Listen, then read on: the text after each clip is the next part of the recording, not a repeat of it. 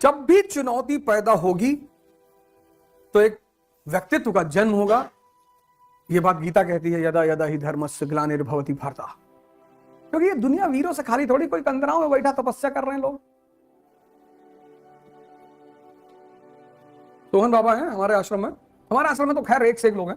सोहन बाबा हैं अलकानंद महाराज के आश्रम में। तो वो एक अधिकारी से मिलने गए, उसने कहा बाबा जी हम इन सब चक्करों में नहीं पढ़ते, पढ़े लिखे लोग हैं। अच्छा कितने पढ़े भैया आप? बोले हमने ग्रेजुएशन कर रखा है गोरखपुर यूनिवर्सिटी से। अरे बोले नमस्ते। बोले आपने क्या किया है? बोले हम इंजीनियर है IIT रुड़की से।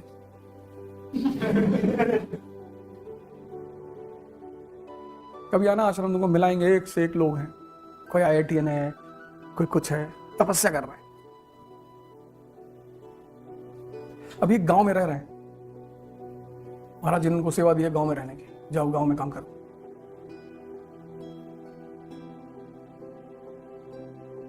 हमसे कहा गया तपस्या, तपस्या भैया मतलब घर छोड़ देना। कौन जाहिल बोला ये? तपस्या है आत्म परिवर्तन। तुम सब अपने जीवन में शुरू कर दो आज से, तभी कुछ होगा। वरना ये सपना जो पाले हो राजा बनने का, इसको छोड़ दो। आज 2 डिसीजन में से एक ले लो, या तो तपस्या शुरू कर दो, कुछ और काम वाम सीख लो, फर्नीचर बनाना सीख लो, टीवी AC बनाना सीख लो, कुछ बिजनेस शुरू कर दो, पैसा घर में ज्यादा हो तो ठेकेदारी कर लो 5-6 साल में। जब नहीं कर पाओगे तो क्यों अपना टाइम यहाँ वेस्ट करोगे? हाँ 1 साल पढ़ लो जिससे कि थोड़ा विचारधारा और विकसित हो जाए, लेकिन आज 2 में से एक डिसीजन ले लो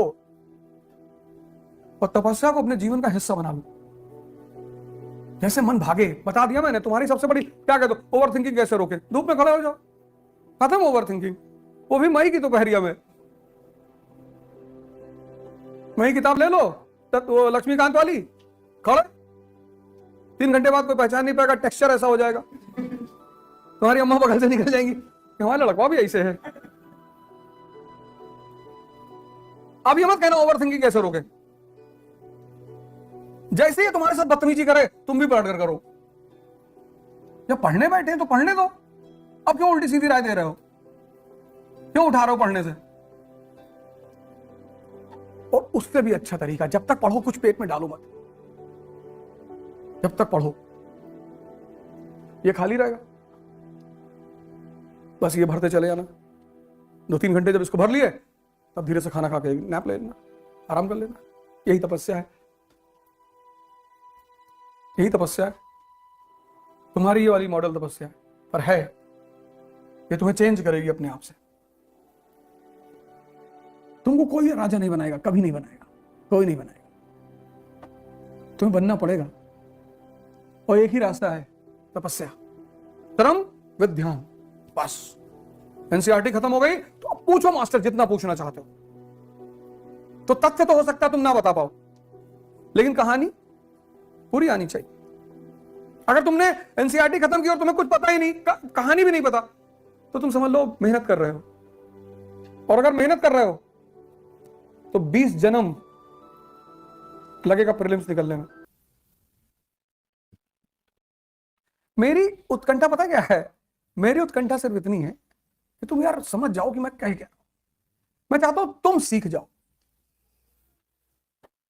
ये पढ़ने का तरीका तुम सीख जाओ, तुम्हारी डिपेंडेंसी खत्म हो जाए, तुम मेहनत करके निकल जाओ, फिर आगे बढ़ते रहो।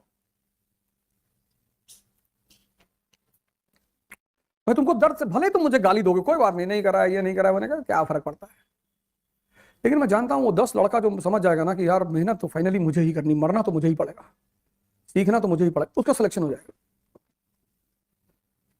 तो 10 अगर तारीफ करेंगे तो 90 की कोई औकात ही नहीं विरोध करने से, फर्क ही नहीं पड़ता। अर्जुन अगर कह रहा है कि द्रोणाचार्य सर्वश्रेष्ठ है, तो नकुल और सहदेव के किन्ना कहने से भी क्या फर्क पड़ता है? इनको तो तमाचा मार के मार डालेंगे। सिंपल सी बात। क्योंकि मैंने देखा कि तुम 17 साल पढ़े, कोई जिंदगी में तुम्हारे परिवर्तन ही नहीं। 17 साल एक्सरसाइज कर लो तो इतनी डेंजरस बॉडी बन जाए कि शेर और को पटक दो उठा के।